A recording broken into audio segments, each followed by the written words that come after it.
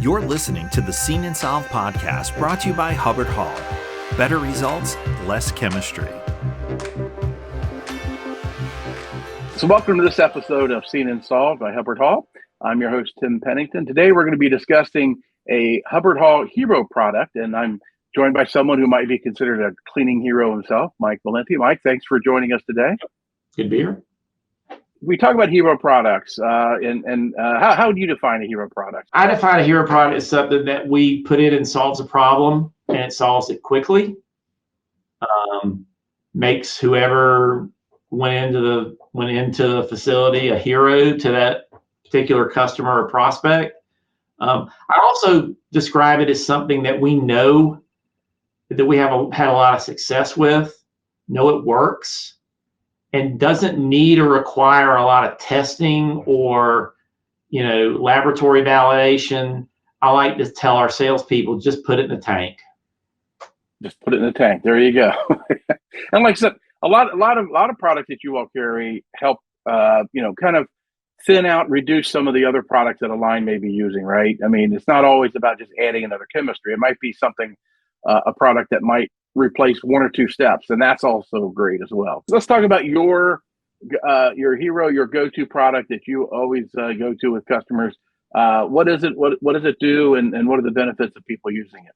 So we have one cleaner that I particularly like and tell people, especially our internal people, all the time.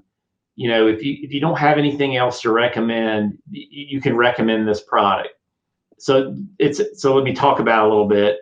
It's a standard soak or spray cleaner. It's multi-metal safe. It's called AquaEase PL 72 A32, and that I didn't come up with the name, but it is really one of our go-to aqueous cleaner products. We have a big focus on cleaning aluminum and non-ferrous metals in general. So non-ferrous, I mean aluminum, copper alloys, zinc, those kind of, and this product is safe and can clean any of those products without doing damage to the surface of the parts. It's got a robust detergent package in it. You can use it in a soak tank. You can use it in a spray system. It really is my go-to for cleaning aluminum for sure. Sounds very versatile. It's really versatile. It is very mild. Has everybody now that wants aqueous cleaners wants, basically, we hear this term all the time, neutral cleaners. They want something that's basically has the pH of water. Well, if I could give them something that had the pH of water, we could just use water. So, but this is the closest thing we have. It's got a very mild pH, so it's got a good safety profile. A lot of the kind of groups that look at cleaners, like the Tories of the world, and those like this cleaner. They like these types of cleaners because they do have a very low tox profile. They're very safe for workers, and like they're very, for me, more importantly, they're very safe on all metals. So I can make a recommendation of this product knowing that it's not going to damage the parts.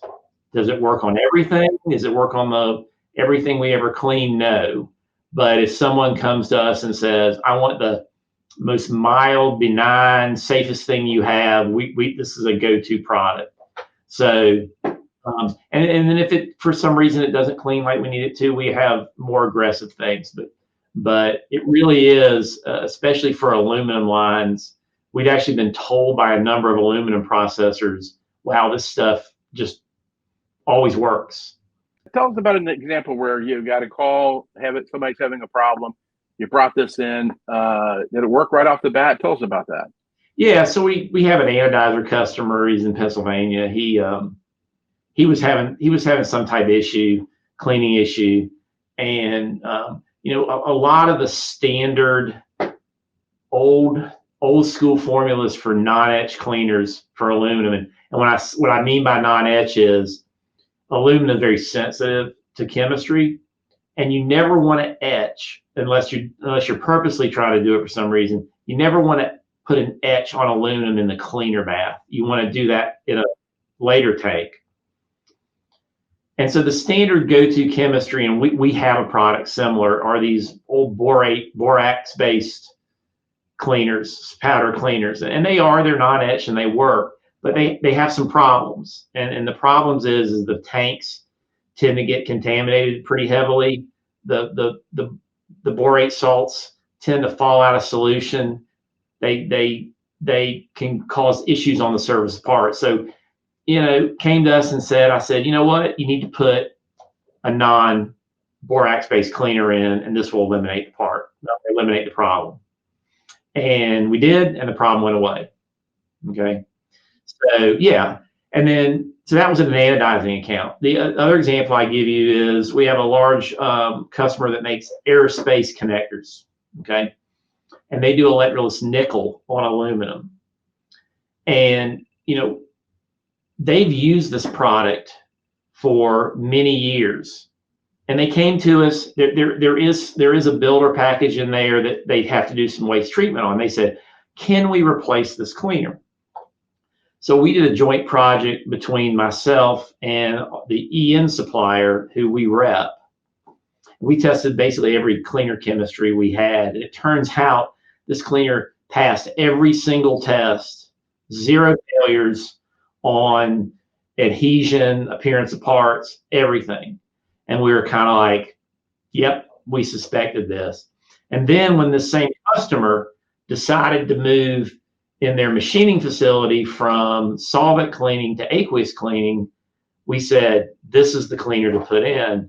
And we, without even doing lab work or anything, we made that recommendation on a Zoom call. Since they already had the product, they put it in the washer and it worked. So when I say hero, yeah, we could become the hero because they didn't have to send parts to us to do testing. We just told them over the phone, hey, you've already got the product. This is the one you need to go use. And so they were cleaning those same type of aluminum parts. It shortened the sales cycle. It shortened their testing, the whole approval process. Well, when time is money, that's... they're a long way away for me to try to get to. So, I didn't have to make a trip to do trials. It really made everything go because we had confidence that it would work because we already had history and data.